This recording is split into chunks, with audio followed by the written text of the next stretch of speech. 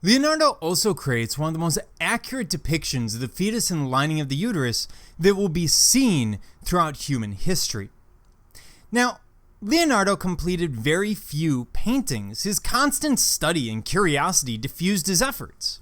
However, his notebooks record the breadth of his knowledge and willingness to study from nature. In later years, his interest will turn to scientific pursuits.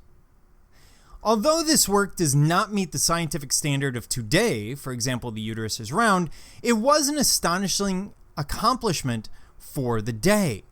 Why? Because of the sheer amount of detail, but also, well, this is a problematic piece. This is where I need to take you aside and point out some context. Now, in the Renaissance, you can't go cutting people up. That's not really accepted in most human societies. So what's happening is some of these artists, Michelangelo, Leonardo, and others, are going to go to the monasteries. And during the summer, especially in Florence and other cities, you would take the body of your relative to the monastery. They usually had a cool, damp, well, at least cool basement, much cooler than what it is outside. And you could keep the body there for a day or two until the relatives can come in and you can bury it. Makes sense. What the artists would do is they would come in and they would pay off the monks to go and look at the bodies and frequently dissect them. Why? Because they want to see how the muscles and sinews work. What are the connection points? They're trying to find as much information as possible about human anatomy so that they can create something incredibly lifelike. And it's bad enough when you're cutting up a cadaver. That's kind of an issue. It gets worse when you cut up a female cadaver, for obvious reasons, which we've touched on, the idea that women sin with their body and all of that.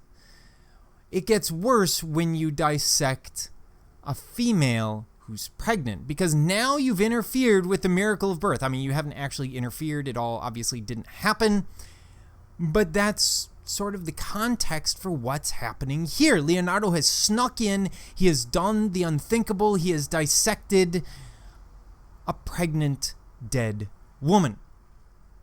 And let's look at the image. And you will notice that the image is incredibly accurate. In fact, we can tell exactly how the woman died. For example, we see that the baby is head up. That means this was a breech birth. So the baby never left the birth canal. It would have killed the mother. Probably a hemorrhage or something along those lines killed the mother, and this is what Leonardo finds. You'll notice that the uterus is large. That's because the amniotic sac might still be intact. It's possible that the body of the child is decomposing and so it's created an air sac, but this is the only element of this drawing that is not accurate. Everything else about the lining of the uterus, and by the way, this is sort of him dissecting what does the uterus look like when I peel it apart, the placenta and other elements that are in there that he can find. So it's really remarkable work from that perspective.